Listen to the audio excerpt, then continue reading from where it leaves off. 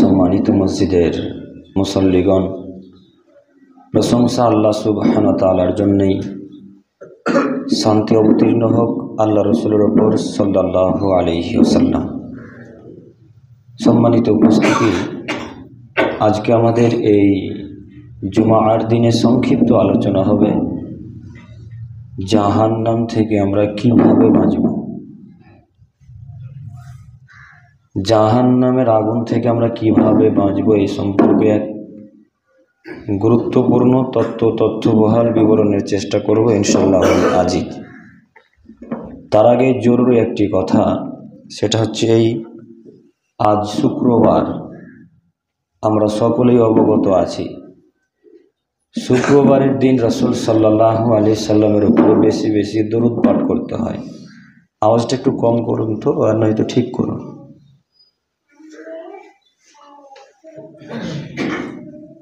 হালকা।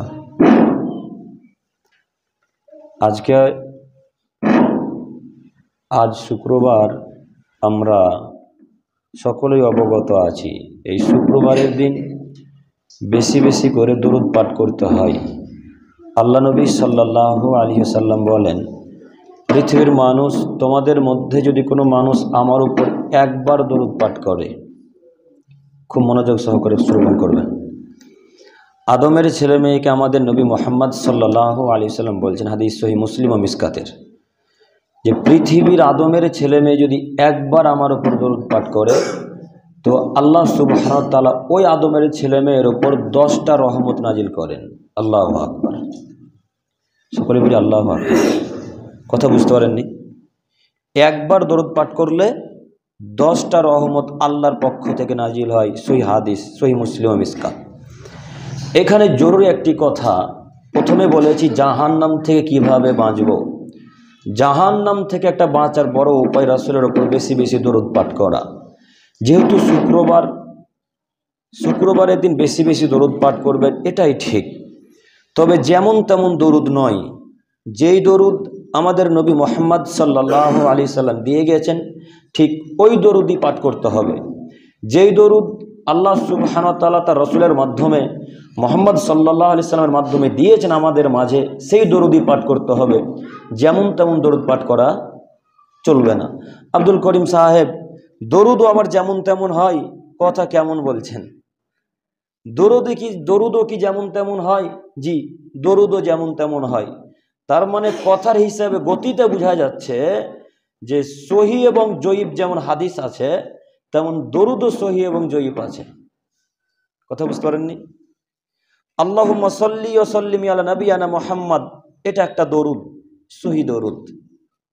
দরুদ ইব্রাহিম, আমরা যারা 5 ওয়াক্ত সালাত আদায় করি এবং আজানের পর যারা আমরা দোয়া বলি, প্রত্যেক ওয়াক্তে, প্রত্যেক আজানের পর আমরা দরুদ পাঠ করি, তারপরে আল্লাহুম্মা রাব্বা হাযিহিদ দাওয়াতি তাম্মা বলি, তাই তো? এটাও একটা দরুদ। সাল্লাল্লাহু আলাইহি সাল্লাম বলা, এটাও একটা দরুদ। অনেক রকম দরুদ আছে, কিন্তু এই দরুদ নেই ইয়া নবী সালাম আলাইকা বলা, এটা সহিহ হাদিস নয়। আসসালাতু ওয়াসসালামু আলাইকা ইয়া রাসূলুল্লাহ, এটা সহিহ হাদিস নয়।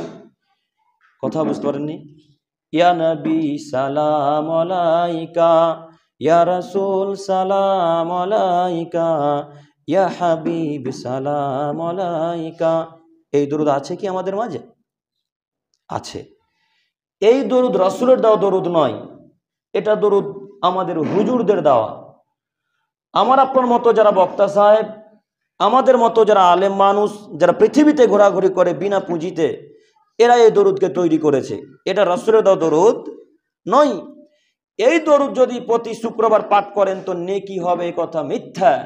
এই দরুদ যদি সালাতের পর পাঠ করেন নেকি হবে, এই কথা মিথ্যা। এই দরুদ আজানের পরে পরে যদি পাঠ করেন তাহলে নেকি হবে, কথা মিথ্যা। এই নেকি হবে না, নেকি তো হবে না, ঘুরিয়ে পাপ হবে, কথাই ঠিক। কেন? আল্লাহ এবং তার রাসূলের বিরুদ্ধে যেই যাবে তারই পাপ হবে। আল্লাহ এবং তার রাসূলের বিরুদ্ধে যেই যাবে তারই পাপ হবে। সহিহ কোরআন মাজিদের আয়াত, সহিহ হাদিস, একাধিক হাদিসের বিবরণ দ্বারা বোঝা যায়। আল্লাহ তাআলা নবী সাল্লাল্লাহু আলাইহি সাল্লাম বলছেন, আয়েশা রাদিয়াল্লাহু তাআলা আনহা বলেন, রাসূলুল্লাহ সাল্লাল্লাহু আলাইহি সাল্লাম বলেছেন, আমি যা করিনি, সাহাবায়ে কেরাম যা করেননি, সেটা করাই হচ্ছে বেদাত। সেটা করা বেদাত। আর বেদাত যদি কোনো মানুষ করে তো জাহান্নাম যাবে, এ কথাই ঠিক। একটা সহিহ হাদিস আলী রাদিয়াল্লাহু তাআলা থেকে বর্ণনা, আলী রাদিয়াল্লাহু তাআলা বলছেন, আল্লাহর নবী যা যা বলেছেন আমি প্রত্যেকটা কথা লিপিবদ্ধ করেছি। আলী রাদিয়াল্লাহু তাআলা আল্লাহ রাসূলের জামাই, ফাতেমা রাদিয়াল্লাহু তাআলা আনহার স্বামী। এখানে একটি কথা, আমরা যখনই ফাতেমা নাম শুনি তখনই আমরা মা ফাতেমা বলি, তাই না? বলেন না আপনারা? মা ফাতেমা বলবেন না। আব্দুল করিম সাহেব এতদিন যে মা ফাতেমা বলে এলাম, এতদিন জানেননি তাই বলেছেন। মা শুধু বলতে হয় নবীদের স্ত্রীগণকে, মা বলতে হয় যারা নবীদের স্ত্রী তাদেরকে মা বলতে হয়, আম্মা বলতে হয়। আয়েশা রাদিয়াল্লাহু তাআলা আনহার যখন নাম শুনবেন তখন বলবেন আম্মা জান আয়েশা। খাদিজা রাদিয়াল্লাহু তাআলা আনহা যখন নাম শুনবেন তখন বলবেন আম্মা জান খাদিজা রাদিয়াল্লাহু তাআলা আনহা। যখন ফাতেমা নাম আসবে তখন শুধু ফাতেমা রাদিয়াল্লাহু তাআলা আনহা হবে, তাছাড়া অন্য কোনো কিছুই হবে না। আমাদের হুজুর কথা ভুল বলেছে, তাই আপনাকে আমি অনুরোধ করে বলি, যখন ফাতেমা রাদিয়াল্লাহু তাআলা আনহাকে আম্মা বলবে তখন আপনাকে নিষেধ করতে হবে, কেন এটা শরীয়ত বিরোধী কাজ। কথা বোঝা যাচ্ছে কি? এটা শরীয়ত বিরোধী কাজ। সম্মানিত দিনী ভাই, প্রথম বাক্যে বলেছিলাম জাহান্নাম থেকে কিভাবে বাঁচবো, এই কথা বলতে গিয়ে এখানে পেশ করতে যাচ্ছিলাম। আলী রাদিয়াল্লাহু তাআলা আনহু বলছেন যে আমাদের নবী মুহাম্মদ সাল্লাল্লাহু আলাইহি সাল্লাম আমার শ্বশুর যা যা বলেছে প্রত্যেকটা কথা আমি লিপিবদ্ধ করে রেখেছি। আল্লাহর নবী যে বাক্য বলেছে সে বাক্য আমি লিপিবদ্ধ করে রেখেছি। এই আমার কাছে আছে, তিনি বলছেন এই কিতাবে আমার কাছে আছে। আল্লাহর নবী বলছেন যদি কোনো মানুষ মদিনা হতে আয়ের পর্যন্ত, হারাম হতে শহর পর্যন্ত, এরকম এগুলো একটি জায়গার নাম। মদিনা থেকে আয়ের, হারাম মক্কা থেকে শহর, এগুলো জায়গার নাম। যেমন আপনাদের জায়গার নাম বাহুরা, ওই জায়গার নাম সাইদাপুর, বিভিন্ন বিভিন্ন জায়গার আলাদা আলাদা নাম, এইভাবে নাম তিনি বলছেন। মদিনা হতে আয়ের পর্যন্ত, হারাম হতে শহর পর্যন্ত, এই মধ্যবর্তী জায়গাতে যদি কোনো মানুষ কোনো বেদাতিকে আশ্রয় দেয়, এই মধ্যবর্তী জায়গাতে যদি কোনো মানুষ কোনো বেদাতিকে সম্মান করে, এই মধ্যবর্তী জায়গাতে যদি কোনো মানুষ বেদাতির সাথে ভালো আচরণ করে, ভালো ব্যবহার করে, তাহলে আল্লাহ তাআলা তাদের উপর লানত করলেন, আল্লাহ তাআলা তাদের উপর লানত করলেন, আল্লাহ তাআলা তাদের উপর লানত করলেন। এবং যত ফেরেশতা মণ্ডলী পৃথিবীতে আছেন সমস্ত ফেরেশতা মণ্ডলী ওই লোকটার উপর লানত করে, বদদুয়া করে, যে লোকটা বেদাতিকে আশ্রয় দিল। এবং পৃথিবীতে যত মানুষ আছে, নরনারী যত জিন আছে, সব মানুষ পৃথিবীর বদদুয়া করে ওই লোকটার জন্য যে লোকটা বেদাতিকে আশ্রয় দিল, যে লোকটা বেদাতিকে সম্মান করলো। বলেন হাদিস কি করবেন? হাদিস তো সহিহ মুসলিম ও মিসকাতের হাদিসগুলো কি করবেন? সহিহ হাদিস আপনাকে আমি প্রায় দিন আলোচনার মাঝে বলি, বক্তাদের মুখে যখন আলোচনা শুনবেন তখন হাদিস কোরআন যাচাই বাছাই করে শোনার চেষ্টা করিয়েন। সবাই হাদিস কোরআন থেকে বক্তব্য রাখে, বলে না? প্রত্যেক বক্তাই তো বলে আমরা হাদিস কোরআন থেকে বক্তব্য রাখছি। তো প্রত্যেকটাই যদি হাদিস হয় তাহলে জয়ীফ হাদিস কোনটা? প্রত্যেকটা যদি সহিহ হাদিস হয় তাহলে জয়ীফ হাদিস কোনটা? এটা জয়ীফ হাদিস, ইয়া নবী সাল্লাল্লাহু আলাইকা বলা। কথা বুঝতে পারেন না মনে হয়? অতএব আপনাদের অনুরোধ করে বলি, দরুদ পাঠ করতে হবে, কথা ঠিক। যেই দরুদ আল্লাহ নবী দিয়ে গেছেন সেই দরুদ পাঠ করবো ইনশাআল্লাহ। ইনশাআল্লাহ আল্লাহ তুমি আমাদেরকে বোঝার তৌফিক দান করো, সকলে বলি আমিন। সম্মানিত মুরব্বী সাহেব, জাহান্নাম থেকে বাঁচার আরো একটি বড় উপায়, যে কোনো মূল্যে সুদের কারবার থেকে বিরত থাকতে হবে। আমি আপনি মনে করি সুদ এখন মামুলি ব্যাপার, সাধারণ ব্যাপার, তার জন্য প্রতিটা বাড়িতে, প্রায় বাড়িতে সুদ চলে, প্রায় বাড়িতে লোনের ব্যবসা চলে, প্রায় বাড়িতে বন্ধন চলে। বন্ধন বুঝতে পারছেন তো? প্রায় বাড়িতে সাপ্তাহিক বন্ধন চলে না বাহুরায়? শুধু বাহুরা কেন, গোটা পৃথিবীতে চলে, প্রায় বাড়িতে বন্ধন চলে। আমরা বিবেচনাহীন চলাচল করি, তাই আমরা বুঝতে পারি না যে সুদের পাপ কত বড়। আমরা বিবেচনাহীন চলাচল করি পৃথিবীতে, তাই আমরা বুঝতে পারি না সুদের পাপ কত বড়। একটু আপনাকে দেখাই সুদের ভয়াবহতা। আল্লাহ নবী সাল্লাল্লাহু আলাইহি সাল্লামকে যখন মেরাজে নিয়ে চলে যাওয়া হলো, আল্লাহ নবী সামুরা ইবনে জুনদুব রাদিয়াল্লাহু তাআলা আনহু বলছেন, আল্লাহ নবী আমাদের মাঝে ফজরের সালাতের পর মুখ ঘুরিয়ে বসতেন। মনে করেন ইমাম সাহেব এখানে সালাত আদায় করছেন, সালাত পশ্চিম দিকে মুখ করে আদায় করার পর ইমাম সাহেব আপনাদের দিকে মুখ ঘুরে বসে না? এইভাবে আল্লাহ নবী সাল্লাল্লাহু আলাইহি সাল্লামের একটা আল্লাহ নবীর অভ্যাস ছিল। ফজরের সালাত যেমন আদায় করতেন তেমনি সাহাবায়ে কেরামদের দিকে মুখ ঘুরিয়ে বসে আর সাহাবায়ে কেরামকে জিজ্ঞাসা করতেন, এই সাহাবায়ে কেরামগণ, তোমরা কি কোনো স্বপ্নে কিছু দেখেছো আজকে? যদি কোনো সাহাবায়ে কেরামগণ কোনো স্বপ্ন দেখে থাকতেন, আল্লাহ নবীকে বলতেন, সেই স্বপ্নের ব্যাখ্যা তাবির করে দিতেন যে এটা এর ফলাফল হতে পারে। সেদিন আল্লাহ রাসূল জিজ্ঞাসা করলেন, তোমরা কি কেউ স্বপ্ন আজকে দেখেছো? সাহাবায়ে কেরামগণ বললেন, জি না আল্লাহ নবী, আজকে আমরা কেউ স্বপ্নে কিছু দেখিনি। তখন আল্লাহ নবী বলছেন, আমি আজকে স্বপ্নে দেখেছি। আর নবীদের স্বপ্ন ওহি, নবীদের স্বপ্ন ওহি, সহি হাদিস। একটু এবার আমার দিকে তাকান। আল্লাহ নবী বলছেন, শোনো, আমি আজকে স্বপ্নে দেখলাম দুইজন ফেরেশতা আসলো। দুইজন ফেরেশতা এসে একজন আমার ডান হাতের বাহু ধরলেন, এই জায়গাটা, আর একজন এসে আমার বাম হাতের বাহু ধরলেন। দুইজনে ধরে আমাকে এত দ্রুত উড়িয়ে নিয়ে চলে গেলেন।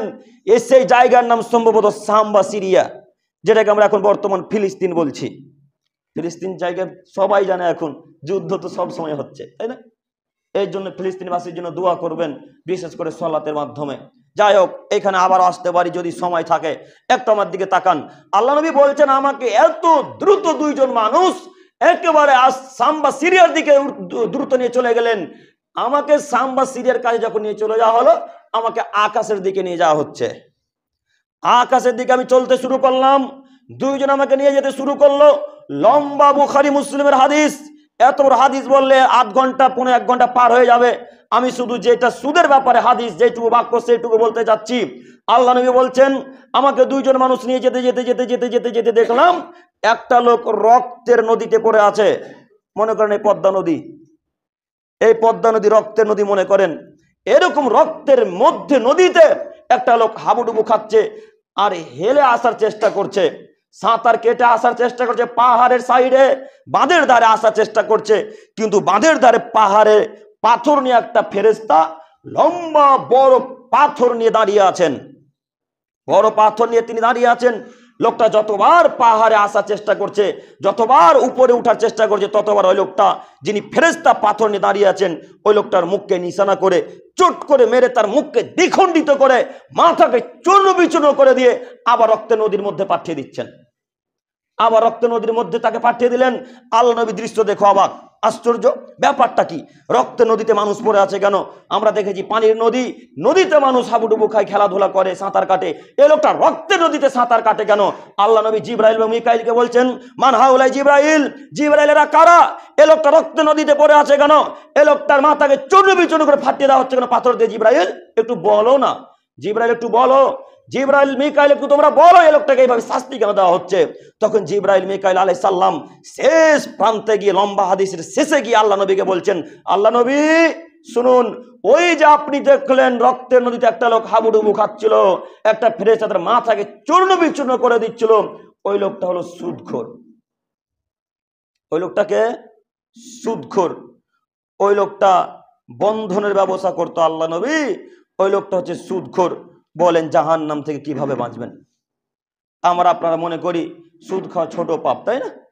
তাই তো পরিবারে লোন চলে, তাই তো প্রায় পরিবারে বন্ধনের ব্যবস্থা চলে, প্রায় পরিবারে সুদের ব্যবস্থা চলে, সুদের কারবার চলে। আমরা কেউ নিজেকে মানুষ মনে করি না, আমরা ইহুদি খ্রিস্টানদের মতো হয়ে গেছি।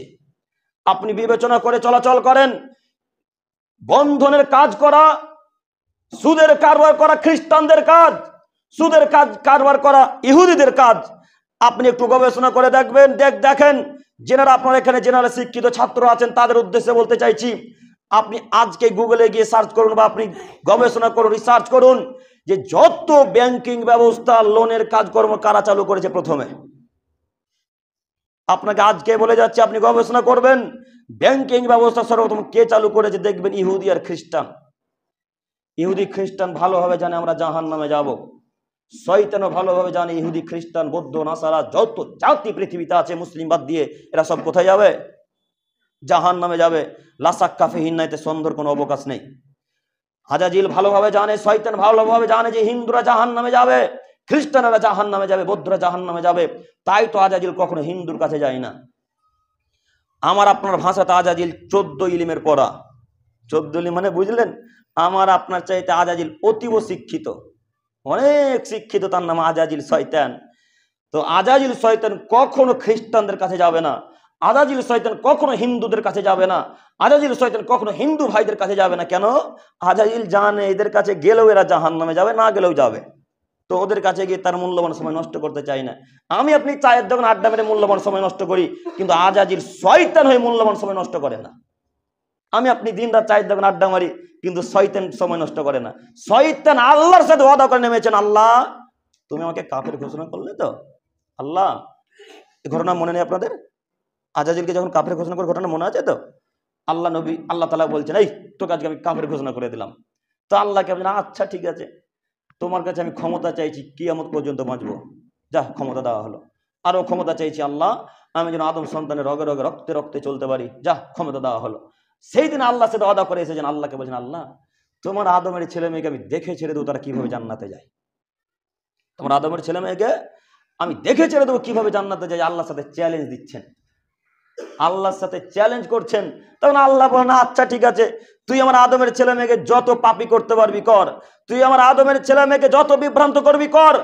আমার আদমের ছেলে মেয়ে গোটা দুনিয়া পরিমাণ যদি পাপ করে, গোটা পৃথিবী পরিমাণ যদি পাপ করে, গোটা জমিন সম পরিমাণ যদি পাপ করে, এতগুলো পাপ নিয়ে একবার যদি আমার কাছে ভিক্ষা চেয়ে আল্লাহকে বলে, আল্লাহ ভুল করেছি, না সুদের মতো পাপ করে জঘন্যতম অপরাধে লিপ্ত হয়ে আল্লাহ ভুল করেছি, আল্লাহ আমি জেনার পাপ করে ভুল করেছি, আল্লাহ মাজারে সিজদা করে, মাজারে চাদর চড়িয়ে, মাজারে 2-1 টাকা দান করে আল্লাহ ভুল করেছি মাবুদ, তুমি তো দয়াবান, তুমি তো ক্ষমাবান, তুমি তো রহমান, আল্লাহ তোমার কাছে ভিক্ষা চাই বলি মাবুদ, তুমি আমার পাপকে ক্ষমা করো। এইভাবে বলতে বলতে 2 চোখের পানি একবার রাতের বেলা ফেলে দেন। আল্লাহ তাআলা বলছেন, আল্লাহ নবী বলছেন, এই লোকটার পাপ সঙ্গে সঙ্গে আল্লাহ ক্ষমা করে দেন। আল্লাহ আজাজিলকে বলছে, শোন, আমার আদমের ছেলে মেয়ে এইভাবে যদি একবার ভিক্ষা চাই, আমি আমার আদমের ছেলে মেয়েকে জাহান্নাম থেকে মুক্তি করে দেবো, তুই যত পাপী করবি কর। একজন আল্লাহর কাছে ভিক্ষা চেয়েছেন? একদিনও চেয়েছেন?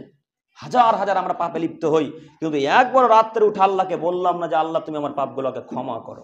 সম্মানিত মুরব্বী সাহেব, আপনার আমি দৃষ্টি আকর্ষণ করে বলতে চাইছি, যুবক ভাই আমি আপনার দৃষ্টি আকর্ষণ করে আপনাকে আমি বলতে চাইছি, জাহান্নাম থেকে যদি বাঁচতে চান, যে কোনো মূল্যে এই সুদের মুখে লাথি মেরে দিতে হবে।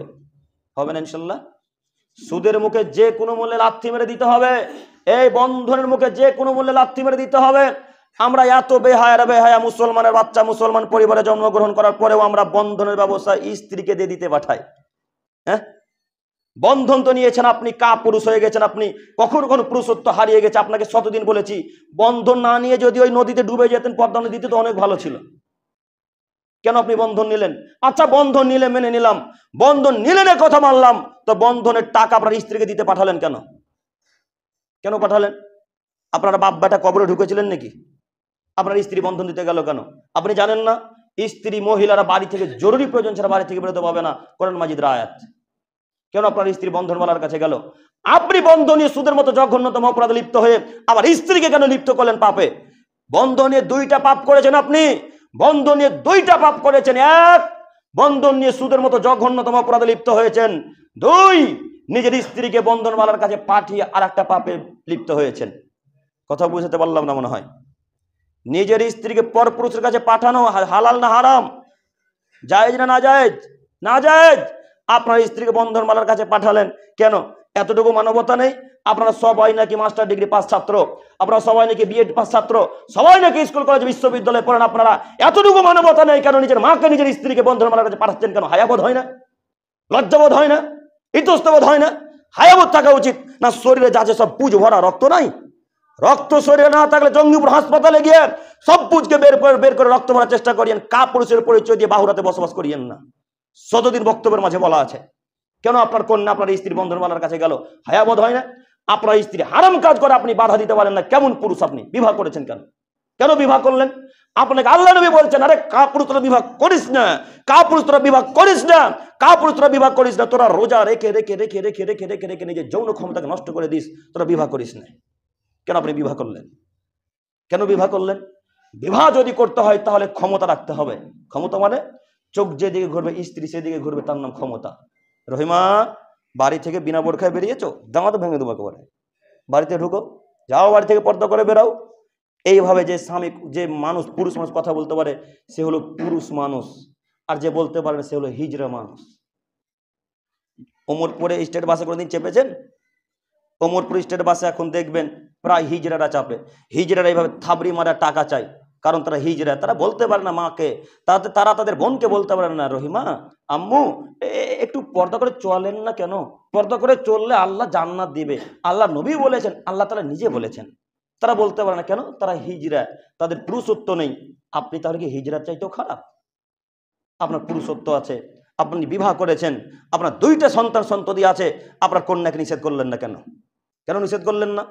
আপনাকে শতদিন বক্তব্যের মাঝে বলেছিলাম যে কন্যাকে যদি বাড়িতে আটকে রাখতে পারেন, বেপর্দায় যদি চলাচল করে আর পর্দার ভেতরে যদি রাখতে পারেন তো জান্নাত হবে ইনশাল্লাহ।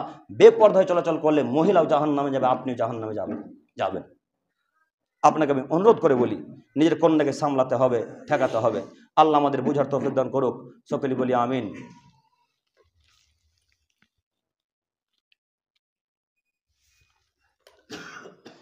হামিদান মুসাল্লিয়ান আম্মা বাদ।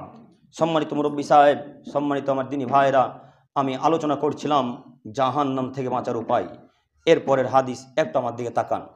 আনাস ইবনে মালিক রাদিয়াল্লাহু তাআলা আনহু বলেন, লানা রাসূলুল্লাহ সাল্লাল্লাহু আলাইহি সাল্লাম, আল্লাহর রাসূল লানত করেছেন, আমাদের নবী লানত করেছেন আকিলার রিবা, যারা সুদ খায় তাদের উপরে, ও মুকিলাহু, যারা সুদ দেয় তাদের উপরে, ও কাতেবাহু, যারা শুধু লেখালেখি করে তাদের উপরে, ও শাহেদাইহি, যারা সাক্ষী থাকে তাদের উপরে। একটা কথা এখানে মনে রাখবেন, আমি সুদখোর, আমি সুদে আপনাকে টাকা দিয়েছি, আমি যতটা সুদের টাকা দিয়ে পাপ করলাম, আপনি আমার কাছ থেকে টাকা নিয়ে ঠিক ততটাই পাপ করলেন। এবার বন্ধন নেওয়ার নীতি হচ্ছে, বন্ধন নেওয়ার নিয়ম হচ্ছে যে যদি কোনো মানুষ 30,000 টাকা 40,000 টাকা বন্ধন নেয় তো তাকে এখন দুইজন সাক্ষী দিতে হবে। দিতে হয় তো? সাক্ষ্য লাগে না? আপনাদের বাহুরাতে লাগে না মনে হয়? দুইজন সাক্ষ্য লাগে, আমি যতদূর জানি দুইজন সাক্ষ্য লাগে। আপনি বন্ধন নিয়ে যত পাপ করবেন, যে লোকটা আপনার পক্ষে সাক্ষ্য দিবে ওই লোকটা তত পাপ করবে। সাক্ষ্য দেন না? কত ক্ষমতা নিয়ে বলছেন আমার বন্ধু বন্ধন নিয়েছে, আমি সিগনেচার করেছি, আমার মা বন্ধন নিয়েছে, আমি সিগনেচার করেছি। এতটুকু হায়াবোধ নেই, এই নাকি আপনি মাস্টার ডিগ্রি পাস ছাত্র? কি দেখাতে চাচ্ছেন আপনি?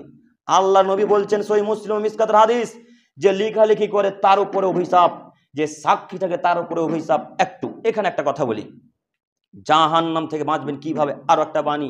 যুবক ভাই একটু আমার দিকে তাকান। ওই বন্ধনের একটা ফর্ম ফিল আপ করতে হয়, মনে হয় করতে হয় কি? বন্ধনের একটা ফর্ম ফিল আপ করতে হয়। আপনি মাস্টার ডিগ্রি পাস ছাত্র, আপনি ভালো ছাত্র, আপনি ইংলিশ ভালো পড়তে পারেন, ফর্ম ফিল আপ ভালো করতে পারেন, তো আপনাদের পার্শ্ববর্তী একটা মহিলা বন্ধন নিবে, তার জন্য ফর্ম ফিল আপটা আপনার কাছে করতে এসেছে। যদি বুঝতে পারেন এটা বন্ধনের ফর্ম, তাহলে আপনি ফিল আপ করবেন না। যদি ফর্ম ফিল আপ করে দেন, ওই মহিলাটা 10,000 টাকা লোন নিয়ে যত পাপি, আপনি ফর্মটা ফিল আপ করে দেওয়ার জন্য তত পাপি। কথা বুঝেননি? তত পাপি। আপনাকে আমি অনুরোধ করে বলি, জাহান্নাম থেকে বাঁচতে হলে বন্ধন থেকে বিরত থাকতে হবে। জাহান্নাম থেকে বাঁচতে হলে সুদের মতো জঘন্যতম অপরাধ থেকে বিরত থাকতে হবে। যে বাক্য বলতে এত দূর চলে আসলাম, আমি বলতে চাইছিলাম এই বন্ধন, এই ব্যাংকিং ব্যবস্থা, এই যত হারাম কাজকর্ম সব ইহুদি খ্রিস্টানদের চক্রান্ত। আল্লাহ নবী বলছেন ইহুদি খ্রিস্টানরা পাপ করতে করতে করতে করতে করতে তারা মায়ের সাথে জানাতে লিপ্ত হয়েছিল। ইহুদি খ্রিস্টানরা পাপ করতে করতে করতে তারা তার মায়ের সাথে জানাতে লিপ্ত হয়েছিল। তেমনি আমার উম্মতের কিছু মানুষ পাপ করতে করতে করতে করতে করতে তারা তার মায়ের সাথে জানাতে লিপ্ত হবে, সেটাকে পাপের কাজ মনে করবে না। আব্দুল করিম সাহেব কথা হিসাব করে বললেন, বাহুরাতে এসেছেন, নইলে গাড়ির চাকা কিন্তু এগোতে দেবো না। মায়ের সাথে আমরা জেনা করবো মানে বুঝতে পারলাম না? বুঝতে পারেননি? মায়ের সাথে প্রতিদিন জেনা করছেন, এতটুকু হায়াবোধ নেই। মায়ের সাথে প্রতিদিন আপনারা জেনা করছেন, বুঝতে পারেন না? আব্দুল করিম ভাই একটু বুঝিয়ে বলেন, কিভাবে আমরা মায়ের সাথে ব্যভিচার করলাম, কিভাবে আমরা মায়ের সাথে জেনা করলাম, কিভাবে আমরা মায়ের সাথে কুকর্ম করলাম, একটু বুঝিয়ে বলবেন কি? জি, বুঝিয়ে বলার জন্য এসেছি। একটু আমার দিকে তাকান।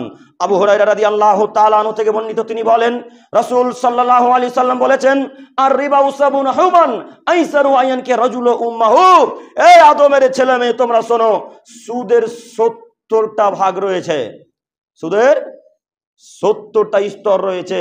তার মধ্যে সব থেকে ছোট পাপ, তার মধ্যে সব থেকে নিম্নতর স্তর, মায়ের সাথে জেনা করলে যেই পাপ হয়, সুদ খেলে ঠিক সেই পাপ হয়।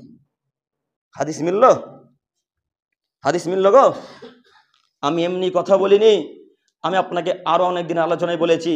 আমি আব্দুল করিম বিন আমরুল ইসলাম যখনই বক্তব্য রাখার চেষ্টা করি, দেওয়ার চেষ্টা করি, প্রমাণ সহকারে বক্তব্য রাখি। দেখেন হাদিস প্রমাণ আমার কাছে আছে। আল্লাহ নবী বলছেন, যদি কোনো মানুষ সুদ খায় তাহলে মায়ের সাথে জেনা করলে যেই পাপ হয়, একটাকে সুদ খেলে সেই পাপ হয়। আর ইহুদি খ্রিস্টানরা পাপ করতে করতে করতে করতে মায়ের সাথে জেনাতে লিপ্ত হয়েছিল।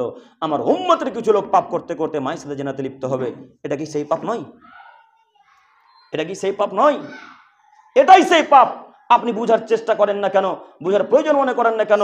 অহংকার আছে তাই।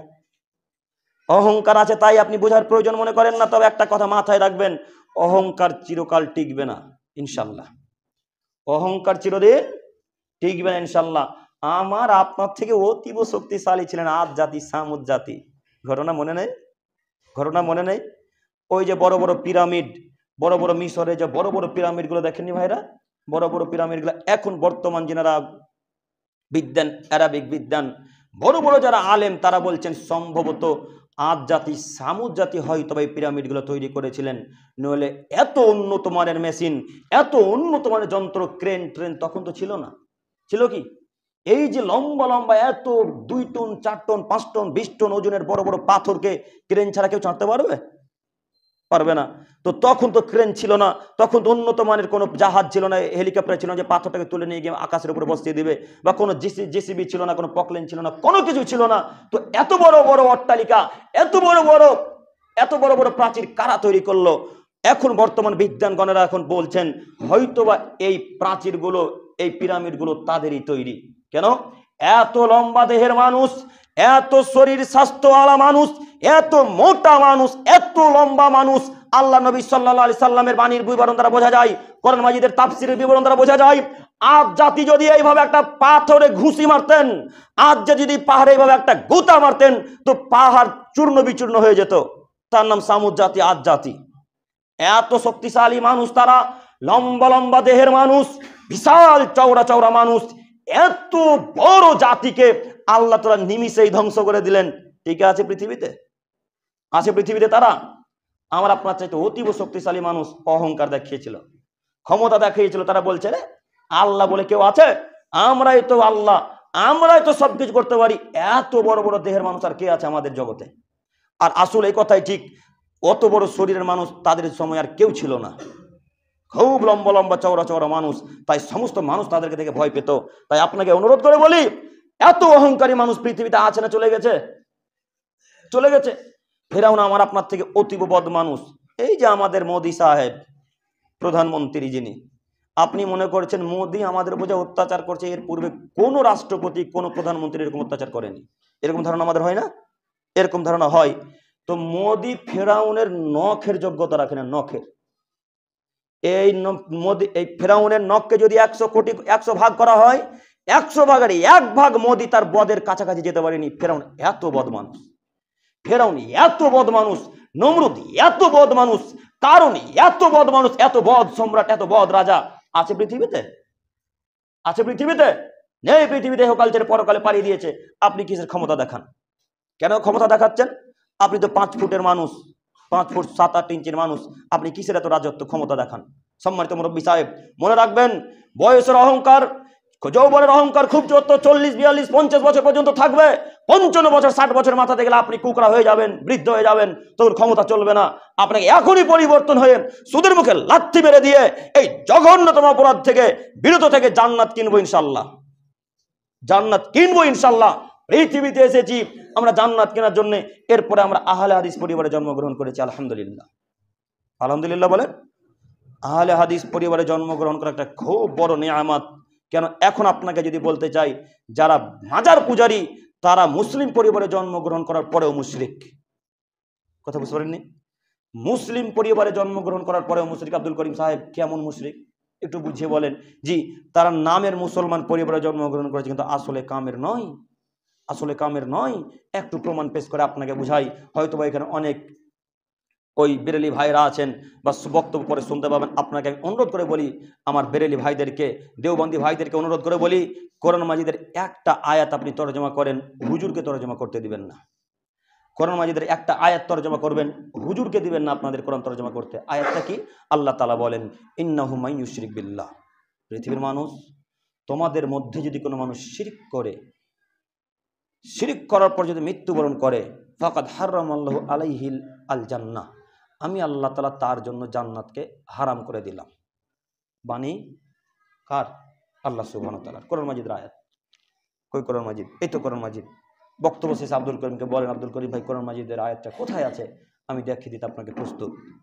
একটু আপনাকে বলি, যারা আমার বেরেলি ভাইরা, দেওবন্দি ভাইরা আছেন, বক্তব্য শুনবেন, এই আয়াতের তরজমা করার পর এবার ব্যাখ্যাতে চলে যাবেন। শিরক কি কি করলে হয়, শিরক কি কর্ম করলে হয়? আল্লাহর জায়গাতে বসিয়ে দিলে শিরক হয়। আল্লাহর জায়গাতে কাউকে বসিয়ে দেওয়ার নাম কি? শিরক। এই জন্য আপনাকে বলি, আয়াতের তরজমা আপনি করুন, হুজুরকে দিয়ে তরজমা করতে দিবেন না। আপনার হুজুর তো পুরাই হাফেজ, 30 পারা কোরআন মুখস্থ, তারপর আপনার হুজুর কিন্তু অর্থ বোঝে না। তো কে কখনো অর্থ বুঝাবে? জাহান্নাম থেকে আপনাকে কিভাবে মুক্তির বাণী শোনাবে? আমি আপনাকে বলি, আমরা আপনাদেরকে প্রায় দিন আলোচনায় বলে থাকি, এই জুমার খুতবার সময়টা এমন একটা সময়, জালসাতে 2 ঘন্টা আলোচনা করে মানুষের যত উপকার না হবে, এই আধ ঘন্টা 35 মিনিটে মানুষের তার চেয়ে হাজার হাজার গুণ বেশি উপকার হবে। জালসাতে যেভাবে মানুষ বক্তব্য শুনে, তার থেকে লক্ষ কোটি গুণ বেশি মন দিয়ে বক্তব্য শুনে জুমার খুতবা। সংকীর্ণ সময়, অত কেউ বিরক্ত বোধ করে না। এরপর আমাদের মধ্যে অনেক আছে যারা জুমার খুতবা শুনতে এসেও ঘুম পারি। হ্যাঁ, ঘুমায় না? জুমার খুতবাতে ঘুম পারে, ওর মতো মানুষ পৃথিবীতে আছে গো? ও জিন্দগিতে 5 ওয়াক্ত তো সালাত আদায় করে না, করেই না, আবার জুমার দিনে এসেও ঘুমাবে, আবার শেষ কাতারে এসে বসবে। আল্লাহ নবী সাল্লাল্লাহু আলাইহি ওয়াসাল্লাম বলছেন, লাউ ইয়ালামুন নাসু মা ফি নিদাই সাফিল আউয়াল, আদমের ছেলেমেয়ে শোনো, তোমরা যদি জানতে যে সালাতের প্রথম কাতারে দাঁড়ানোতে কত নেকি আছে, সহিহ বুখারী ও মুসলিমের হাদিস, মিসকাতের হাদিস, তোমরা যদি জানতে প্রথম কাতারে দাঁড়ানোতে কত ফজিলত আছে, তাহলে বাহুরার সব মানুষ টিকিট করতে ব্যস্ত হয়ে যেত। এই কাতারে কটা মানুষ আসবে? মোটামুটি 20টা নাকি 15 জন, আনুমানিক 15 জন হলো। তো 15 জন মানুষ প্রথম কাতারে দাঁড়াবে। এখন নামাজ পড়তে এসেছে 40 জন। 40টা মানুষ যদি বলে আমি ফার্স্ট কাতারে দাঁড়াবো, হবে? হবে কি? হবে না। তো আল্লাহ নবী বলছেন, যদি তারা জানতো তাহলে তারা টিকিট করতো, 15টা টিকিট করতো, 15টা টিকিটে সবার নাম লেখা থাকতো, তারপরে যার যার নাম আসতো টিকিটের শেষে ব্যক্তি প্রথম কাতারে দাঁড়াতো। এটা হচ্ছে রাসূলের বাণী। আমরা এই টিকিটকে বাদ দিয়ে ওই বাহুরার মোড়ে যে টিকিট বিক্রি হয়, ওই টিকিট কাটি। হ্যাঁ, টিকিট কাটি না আমরা? এই টিকিট করা বাদ দিয়ে ওই সাইদাপুর মোড়ে বাজারে, ওই যেগুলোতে ওই বাজার সবজি বাজারে গিয়ে টিকিট বিক্রয় করে টিকিট ক্রয় করি। এই তো আমরা মুসলমানের বাচ্চা। এদেরকে ইহুদি খ্রিস্টানরা কচু কাটা করে কাটবে না, তো হিন্দুদেরকে কাটবে? হ্যাঁ, এদেরকে কাটবে না তো কাকে কাটবে? যারা টিকিটের ব্যবস্থা করে, টিকিট কাটে যারা, তাদেরকে তো ইহুদি খ্রিস্টানরা কাটবে। ওরা তো সুযোগে সদ্ব্যবহার করে, ওরা সুযোগ সুযোগ খোঁজার চেষ্টা করে। যখন একটু সময় পাবো, মুসলিমদেরকে কচু কাটা করে কেটে নদীতে ফেলে দেবে। এটা তাদের নীতি। আপনি বুঝতে পারেন না, আপনি মনে করেছেন আমরা টিকিট কাটি। এটা এখন নাগাল্যান্ড সরকার টিকিট ছেড়েছে। এখন এই বাহুরার মানুষে কত লোক টিকিট কেটেছে আল্লাহু আলাম। কাটিনি মনে হয় আমরা, না কাটলে আলহামদুলিল্লাহ। তারপর আপনাকে বলি যে টিকিট যদি কেটে থাকেন, আজকে বাড়ি গিয়ে পুড়িয়ে দিবেন বা ছিঁড়ে ফেলে দিবেন। এই ক্ষমা কিয়ামত পর্যন্ত আপনাকে চাইতে হবে, আল্লাহ ভুল করেছি টিকিট কেটে, আল্লাহ গো ভুল করেছি 10 টাকা টিকিট কেটে, মাবুদ তুমি ক্ষমা করো। আল্লাহ তুমি ক্ষমাশীল, আল্লাহ তুমি তো দয়াশীল, আল্লাহ তুমি তো রহমান, আল্লাহ তুমি তো রহিম, তোমার কাছে ভিক্ষা চাই মাবুদ, তুমি আমার এই পাপকে ক্ষমা করো। সম্মানিত মুরব্বী সাহেব, জাহান্নাম থেকে বাঁচতে হলে আরো একটি বড় উপায় হচ্ছে টিকিট থেকে বিরত থাকা। প্রমাণ আছে আব্দুল করিম ভাই? জি, প্রমাণ আছে। আব্দুল্লাহ বিন উমর রাদিয়াল্লাহু তাআলা আনহু বলেন, রাসূল সাল্লাল্লাহু আলাইহি সাল্লাম বলেছেন, লা ইয়াদখুলুল জান্নাতা ওয়ালা কাম্মার, যারা জুয়া এবং লটারিতে অংশগ্রহণ করে, যারা জুয়া এবং লটারিতে অংশগ্রহণ করে, তারা জান্নাতে যাবে না। আইন আজকে পাস হয়নি। সম্মানিত দিনী ভাই, একটু তাকান, আইন আজকে পাস হয়নি। আইন আজ থেকে 1450 বছর পূর্বে মদিনার মরুভূমিতে আইন পাস হয়েছে। আজ ওই হাদিস গ্রন্থে পড়ে আছে। আপনি মানার চেষ্টা করেন না, বোঝার প্রয়োজন মনে করেন না। আল্লাহ নবী বলছেন, যারা জুয়া এবং লটারিতে অংশগ্রহণ করে তারা জান্নাতে যাবে না। এই তো আপনাদের পদ্মার বাঁধের ধারের উপরে কত লোক জুয়া খেলে, এই বাগানে এই গোরস্থানের পাশে কত লোক জুয়া খেলে, আপনারা দেখতে পান না? আপনারা দেখতে পান না? এই গ্রামে সর্দার নেই, এই গ্রামে ক্যাশিয়ার নেই, এই গ্রামে সভাপতি নেই, এই গ্রামে দায়িত্বশীল নেই, এই গ্রামে চেয়ারম্যান নেই, এই গ্রামে এমপি নেই, এই গ্রামে আপনার যারা ওই গ্রাম্য সর্দার, গ্রাম্য ওই মোড়ল, তারা নেই। কি করে তারা? ওই নদীর ধারে গিয়ে বাঁধে ধারে গিয়ে বাধা দিতে পারে না কেন? আল্লাহ নবী সাল্লাল্লাহু আলাইহি সাল্লাম বললেন, আদমের ছেলে মেয়ে শোনো, যদি কোনো গ্রামে পাপের কাজ হয়, যদি কোনো গ্রামে কোনো মানুষ পাপের কাজ করে, আর সেই গ্রামে দায়িত্বশীলেরা, সেই গ্রামের মানুষেরা যদি ওই লোকগুলোকে বাধা না দেয়, ওই জুয়াতে বাধা না দেয়, ওই টিকিটে যদি বাধা না দেয়, তো আল্লাহর পক্ষ থেকে অতি সত্তর আযাব নেমে আসবে। আল্লাহর পক্ষ থেকে অতি তাড়াতাড়ি আযাব নেমে আসবে। যখন বাহুরার মানুষের উপর, জঙ্গিপুরের মানুষের উপর, গোটা পৃথিবীর মানুষের উপর আযাব নেমে আসবে, তখন সারা পৃথিবীর মানুষ আল্লাহর কাছে 2 হাত তুলে ভিক্ষা চাইবে। আল্লাহকে বলবে, আল্লাহ তুমি আমাদের উপর আযাবকে উঠিয়ে দাও, আল্লাহ তুমি আমাদের উপর থেকে আযাবকে উঠিয়ে নাও। এইভাবে আমরা সবাই দোয়া করব। আল্লাহ নবী বলছেন, কোনো আদমের ছেলে মেয়ের দোয়া আল্লাহ তাআলা তখন কবুল করবেন না। কোনো আদমের ছেলে মেয়ের আল্লাহ দোয়া কবুল করবেন না। আপনারা দায়িত্বশীল মানুষ, ঠেকাতে পারেন না কেন? এই তো বাগানে জুয়া খেলা হয়, বাগানে দাঁড়িয়ে দাঁড়িয়ে বসে বসে মদ পান করে আপনাদের গ্রামের ছেলে বা অন্য কোনো গ্রামের ছেলে হতে পারে, বাধা দেওয়া আপনাকে উচিত। আপনারা গ্রাম্য সর্দার সাহেব, আপনাকে বাধা দিতে হবে। আপনি মনে রাখিয়েন, দায়িত্ব আপনার, ঠেকাতে হবে আপনাকেই। জাহান্নাম থেকে যদি বাঁচতে চান এই দায়িত্বগুলো পালন করতে হবে যে কোনো মূল্যে। আর যদি না পারেন তো আজকে সর্দারের পদ ছেড়ে দিতে হবে। সর্দার বোঝেন তো আপনারা, না মোড়ল বলেন? সর্দার বলেন না মোড়ল? সর্দার। এই সর্দারের পদ ছেড়ে দিতে হবে, ক্যাসের পদ ছেড়ে দিতে হবে। যে যে পদে আছেন সেই পদকে ছেড়ে দিতে হবে। যদি না ছাড়েন তাহলে বাধা দেওয়া জরুরি যে কোনো মূল্যে। সহিহ মুসলিম মিসকাতের হাদিস। অতএব আমি আপনার দিনী ভাই, আমি আপনাদের ছেলের মতো আপনার কাছে আমি অনুরোধ করে বলতে চাইছি, দায়িত্বশীল ব্যক্তি আপনারা, আপনারা যে কোনো মূল্যে এই পাপের কাজে বাধা দিবেন ইনশাআল্লাহ। ইনশাআল্লাহ। আল্লাহ তুমি আমাদের দায়িত্বশীলগণকে কবুল করো, গ্রামের মানুষকে কবুল করো, বাহুরার মানুষকে কবুল করো, সকলে বলি আমিন। সময় কতক্ষণ? আচ্ছা, সম্মানিত দিনী ভাই, আরো 5-7 মিনিট সময় আছে, একটু আমার দিকে দেখুন। লম্বা হাদিস না বলে ছোট ছোট হাদিসগুলো জাহান্নাম থেকে বাঁচার কিছু উপায় আপনাকে বলি, একটু আমার দিকে তাকান। আবু হুরায়রা রাদিয়াল্লাহু তাআলা আনহু থেকে বর্ণিত, তিনি বলেন রাসূল সাল্লাল্লাহু আলাইহি সাল্লাম বলেছেন, ইয়াতি আলা নাসি জামানুন লা ইউবালিল মারু মা খাজা মিনহু মিনাল হালাল আম মিনাল হারাম। সহিহ মুসলিম ও মিসকাতের হাদিস। আদমের ছেলে মেয়ে তোমরা শোনো, তোমাদের মধ্যে এমন একটা যুগ চলে আসবে, আমার উম্মতের মাঝে এমন একটা সময় চলে আসবে, আমার উম্মতিরা উপার্জন করবে বিনা ভাবনা চিন্তায়। আমার উম্মতিরা উপার্জন করবে, ব্যবসা করবে বিনা চিন্তা ভাবনাতে, তারা বিবেচনা ছাড়াই ব্যবসা করবে। সম্মানিত দিনী ভাই, এই যে সহিহ মুসলিম ও মিসকাতের হাদিস, আল্লাহ নবী বলছেন আমরা নাকি ব্যবসা করব বিনা বিবেচনা ছাড়াই, আমরা নাকি কাজকর্ম করব বিনা বিবেচনা ছাড়াই, আমরা নাকি কাজকর্ম করব, ব্যবসা বাণিজ্য করব বিনা চিন্তা ভাবনা ছাড়াই। কথা কি মানা যায়? কথা যে মেনে নিতে হবে। হাদিস যে সহিহ মুসলিম মিসকাতের। একটু এবার আপনাকে দেখাই বিনা বিবেচনা ছাড়া আপনি ব্যবসা করেন কিনা। এবার আপনাকে দেখাই আপনি বিনা বিবেচনা ছাড়াই, ইসলামের কোনো নিয়ম নীতি ছাড়াই আপনি ব্যবসা করেন কিনা। এবার একটু দেখাই, ওই যে বিএসএফ ক্যাম্পের কাছে চায়ের দোকানগুলো নেই, আছে কি? বিএসএফ ক্যাম্পের কাছে চায়ের দোকানগুলো আছে, দড়িতে দেখবেন গুটকা আর তিরঙ্গা সারি সারি করে সাজিয়ে রাখা আছে। আছে? কথা মিলে আমার? আছে না? আল্লাহ নবী বলছেন যদি আদমের ছেলে মেয়ে বিবেচনা করত তাহলে হারাম ব্যবসা করতো না। আপনারা কি মনে করেন ওই গুটকা বিক্রি করা হালাল? আপনারা কি মনে করেন তিরঙ্গা বিক্রি করা হালাল? আপনাকে আমি কি দিয়ে বুঝাই? ব্যবসা মানুষ বিবেচনা ছাড়াই করে, তাই তো দোকানে গুটকা সিগারেট বিক্রয় হয়, বিড়ি বিক্রয় হয়, আরো অন্যান্য হারাম জাতীয় বিক্রয় হয়।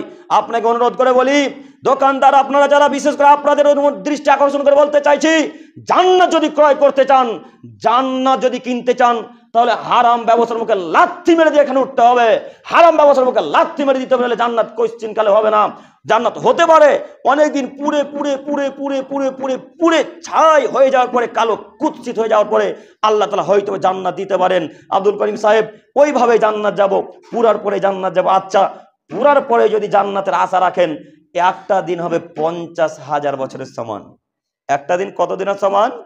50,000 বছরের সমান। যদি আল্লাহ আপনাকে একদিন জাহান্নামে রাখে তো কত বছর জাহান্নামে থাকবেন? কথা বলে আমি বোঝাতে পারিনি। আল্লাহ যদি আমাকে আপনাকে 2 দিন জাহান্নামে রাখে, তাহলে আমাকে আপনাকে আল্লাহ কত বছর জাহান্নামে রাখবেন? 1,00,000 বছর। কথা বুঝেননি? তাহলে আপনি কিভাবে বলছেন আল্লাহ জাহান্নাম দিলে সহ্য করে নেব? আশ্চর্য কথা। কিভাবে সহ্য করবেন গো? পৃথিবীর আগুন যখন আপনাকে টাচ করে, পৃথিবী যখন আপনাকে পুরানোর চেষ্টা করে, তখন আগে চামড়া পুরাই। যদি জামা কাপড় থাকে তো আগে জামা কাপড়কে পুরাই। জাহান্নামের আগুনের এত ক্ষমতা, জাহান্নামের আগুনের এত ক্ষমতা, জাহান্নামের আগুনের এত ক্ষমতা। আল্লাহ নবী সাল্লাল্লাহু আলাইহি সাল্লাম বলছেন, যখন আদমের ছেলে মেয়েকে, জিনকে জাহান্নামে ফেলে দেওয়া হবে, তখন সর্বপ্রথম তার অন্তরকে পুড়িয়ে দেবে। সর্বপ্রথম অন্তরকে পুরাবে। তাহলে আপনি কিভাবে বলতে পারেন জাহান্নামের আগুনকে সহ্য করে নেব? কিভাবে বলতে পারেন কবর আযাব সহ্য করে নেব? সম্মানিত মুরব্বী সাহেব, কবর আযাব সহ্য করার ক্ষমতা আমার আপনার নেই, কবরের শাস্তি সহ্য করার ক্ষমতা আমার আপনার নেই। একটু আপনাকে বাস্তব দেখাই কবর আযাব সহ্য করতে পারবেন কিনা। আল্লাহ নবী বলছেন যে ফেরেশতা কবরবাসীকে পিটাবে ওই ফেরেশতা চোখে দেখে না, যেই ফেরেশতা কবরবাসীকে মারবে ওই লোকটা কানে শুনে না, যে লোকটা কবরবাসীকে পিটাবে ওই লোকটা কোনো ময়া নয়, তার অন্তরে কোনো দয়া ময়া নেই, চোখে দেখতে পায় না, কানে শুনতে পায় না, এমন একটা ফেরেশতাকে আল্লাহ তাআলা দায়িত্ব দিয়েছেন পিটানোর জন্য। ওই ফেরেশতার কাছে একটা থাকবে হাতুর, ওই ফেরেশতার কাছে একটা থাকবে হাতুর, মিত্রাক। আপনারা কাঠমিস্ত্রিদেরকে দেখেছেন, ওই আপনাদের বাহুরাতে অনেক কাঠমিস্ত্রি সাহেব আছে, কাঠমিস্ত্রিদের কাছে ছোট হাতুর থাকে, ওই ছোট হাতুরকে মিত্রাক বলা হয়। আর রাস্তা ভাঙার, পাথর ভাঙার কাজে যেগুলো হামবোর্ড না কি বলেন আপনারা, হামবোর্ড বলেন, ওই বড় পাথর, বড় হাতুর, দুই হাতুরের মধ্যে পার্থক্য নেই, দুই হাতুরের মধ্যে পার্থক্য আছে।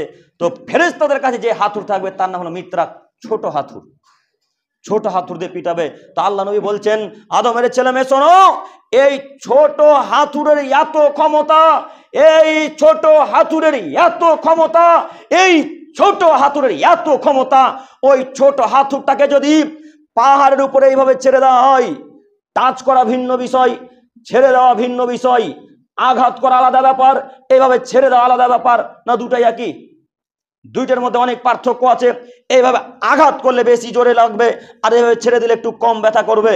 এইভাবে আল্লাহ নবী বুঝিয়ে বলছেন আদমের ছেলে মেয়ে শোনো, এই হাতুরকে যদি তুর পাহাড়ে ফেলে দেওয়া হয়, এই হাতুরকে যদি উহুদ পাহাড়ে এভাবে ছেড়ে দেওয়া হয়, এই হাতুরটাকে যদি মাউন্ট এভারেস্ট পাহাড়ে ফেলে দেওয়া হয়, আব্দুল করিম সাহেব, আল্লাহ নবী কি মাউন্ট এভারেস্ট পাহাড়ের কথা বলেছেন? জি না, আল্লাহ নবী মাউন্ট এভারেস্ট পাহাড়ের কথা বলেননি। তবে আল্লাহ নবী বলেছেন পৃথিবীর সব থেকে দামি উঁচু পাহাড়, পৃথিবীর সব থেকে বড় পাহাড়ের উপরে যদি এইভাবে পাথর হাতুরটাকে ফেলে দেওয়া হয়, তাহলে পাহাড় একেবারে চূর্ণ বিচূর্ণ হয়ে যাবে, পাহাড় একবারে মাটির সাথে ধুলি সাত হয়ে পাউডারের মতো ধুলা হয়ে যাবে। এত পাহাড়, এত হাতুরের ক্ষমতা, এত হাতুরের ক্ষমতা। এই হাতুরটাকে দিয়ে আমাকে আপনাকে পিটাবে যারা কবরে উত্তর দিতে পারবে না, এই হাতুর দিয়ে আমাকে আপনাকে পিটাবে যারা হারাম কাজকর্ম করে, যারা হারাম খাদ্য খায়, যারা সালাত আদায় করে না। এবার আপনি বলেন আপনি কবরে আযাব কিভাবে সহ্য করবেন? এবার আপনি বলুন কবর আযাব আপনি কিভাবে সহ্য করবেন? হাতুর এত জোরে মারবে, আল্লাহ নবী বলছেন হাতুর দিয়ে এত জোরে আঘাত করা হবে, যেমনই তার উপর মারা হবে তাকে, তখন সেই লোকটার লাশ একবার মাটির সাথে মিশে যাবে। আল্লাহ আবার সঙ্গে সঙ্গে জীবিত করবেন, আবার আল্লাহ তাআলা ফেরেশতাকে দিয়ে পিটাবেন ইলা ইয়াউমিল কিয়ামা, কিয়ামত পর্যন্ত এইভাবে তাকে শাস্তি দিতে থাকা হবে। এর নাম কবর। সম্মানিত মুরব্বী সাহেব, আলোচনা অনেক লং হয়ে গেল, শেষ বাক্যে আপনাকে বলি, আবু বকর সিদ্দিক রাদিয়াল্লাহু তাআলা আনহু বলছেন, রাসূল সাল্লাল্লাহু আলাইহি সাল্লাম বলেছেন, লা ইয়াদখুলুল জান্নাতা জাসাদুন গুযযিয়া বিল হারাম, ওই দেহ জান্নাতে যাবে না, ওই দেহ জান্নাতে যাবে না, ওই শরীর জান্নাতে যাবে না যেই শরীর হারাম খাদ্য খেয়ে তৈরি হয়েছে। যতটুকু শরীর হারাম খাদ্য খেয়ে তৈরি হবে ততটুকু শরীর জান্নাতে যাবে না। এবার একটা কথা বলে শেষ। মনে করেন আমি হারাম খাদ্য খেয়ে আমার একটা হাত তৈরি হয়েছে। আচ্ছা, যদি আমি 1 কিলো হারাম আলু খাই বা 1 লিটার হারাম টাকার পানি পান করি, তো ওই 1 লিটার পানিটা শুধু ডান হাতে যাবে না পুরো শরীরে যাবে? পুরো শরীরে যাবে, তাই তো? তো 1 লিটার হারাম পানি পান করলে যেমন পুরো শরীরে যায়, তাহলে পুরো শরীরটা এখন কোথায় যাবে? জাহান্নামে। এবার আপনাকে একটা কথা বলি, আব্দুল করিম সাহেব, আমি মনে করে নিলাম যে আমার শুধু একটা পা জাহান্নামে যাবে হারাম খাদ্য খাওয়ার কারণে। আচ্ছা, মেনে নিলাম আপনাদের কথাতে, তর্কের খাতিরে মেনে নিলাম যে একটা পা শুধু জাহান্নামে যাবে আদমের ছেলে মেয়ের। আচ্ছা, এবার একটা বাংলা কথা গ্রাম্য ভাষায় বলি, আমাদের মা ও বোনেরা আগে বলতেন, দাদিরা বলতেন যে কান টানলে মাথা আসে, বলে না? বলে কি কান টানলে মাথা আসে। এবার আপনাকে বলি, যদি আপনার ডান পা কিংবা বাম পাকে আল্লাহ জাহান্নামে দেয়, যদি দেয়, তো পা যদি জাহান্নামে যায় তো এই শরীরটা কোথায় থাকবে? বাইরে, জান্নাতে, জাহান্নামের বাইরে থাকবে। শরীরটা পাটা শরীরের সাথে যুক্ত নেই। কথা আমি বোঝাতে পারিনি। পাটা শরীরের সাথে আলাদা না একসঙ্গে যুক্ত আছে? একসাথে যুক্ত। তাহলে পা যদি জাহান্নামে যায় পুরো শরীরটা এখন কোথায় যাবে? জাহান্নামে যাবে। আল্লাহ নবীর হাদিসকে একটু ফলো করুন, মানার চেষ্টা করুন। জাহান্নাম থেকে যে কোনো মূল্যে বিরত থাকতে হবে। আমি পরিশেষে বলতে চাইছি, জাহান্নাম থেকে সব থেকে বড় বাঁচার উপায় শিরক থেকে বিরত থাকা, বেদাত থেকে বিরত থাকা, পিতা মাতার সাথে সদাচরণ, নম্র আচরণ করা, পাড়া প্রতিবেশী ফকির মিসকিনদের সাথে ভালো আচরণ করা, এবং 5 ওয়াক্ত সালাত আদায় করা, 5 ওয়াক্ত সালাত আদায় করে তসবিহ তাহলে জিকির আজকার করে জান্নাত কিনবো ইনশাল্লাহ, ইনশাল্লাহ, ইনশাল্লাহ। আর সময় লং করতে চাইছি না, আমাকেও যেতে হবে অনেক দূর। আজকে প্রোগ্রাম হরিশ্চন্দ্রপুর মালদা, তাই সময় লং না করে এখানে আলোচনা শেষ করছি। পরিশেষে দোয়া করি, হে প্রভু দয়াময়, তুমি আমাদের সমস্ত দিনই ভাই ও বোনদেরকে, মা ও বোনেরা আছে কি, সমস্ত মা ও বোনদেরকে হারাম সম্পর্কে বোঝার তৌফিক দান করো, জাহান্নাম থেকে বাঁচার উপায় তাদেরকে বোঝার তৌফিক দান করো, সকলে বলি আমিন। পরিশেষে দোয়া করি, হে প্রভু দয়াময়, আমাদের মধ্যে এহকালে যারা এখন পর্যন্ত এহকালকে নিয়ে পড়ে আছে, হালাল হারাম বুঝি না মাবুদ, আমরা যারা, তাদেরকে তুমি হালাল এবং হারাম সম্পর্কে বোঝার তৌফিক দান করো, সকলে বলি আমিন। পরিশেষে দোয়া করি, হে প্রভু দয়াময়, আমাদের মধ্যে যারা এহকাল থেকে পরকালে পাড়ি দিয়েছে, তাদের কবর আযাবকে মাফ করে জান্নাতুল ফেরদাউস দান করো, সকলে বলি আমিন। পরিশেষে দোয়া করি, হে প্রভু দয়াময়, আমাদের মধ্যে যারা এখন পর্যন্ত সালাত আদায় করতে পারে না মাবুদ, তুমি তাদেরকে 5 ওয়াক্ত সালাত আদায় করার রাসূলের পদ্ধতিতে সালাত আদায় করার তৌফিক দান করো, সকলে বলি আমিন। এখান থেকে আলোচনা শেষ করলাম।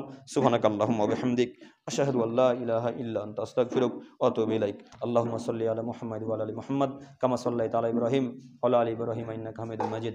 আল্লাহুম্মা বারিক আলা মুহাম্মাদ ওয়া আলা আলি মুহাম্মাদ কামা বারাকতা আলা ইব্রাহিম ওয়া আলা আলি ইব্রাহিম ইন্নাকা হামিদুম মাজিদ। আসসালামু আলাইকুম ওয়া রাহমাতুল্লাহ।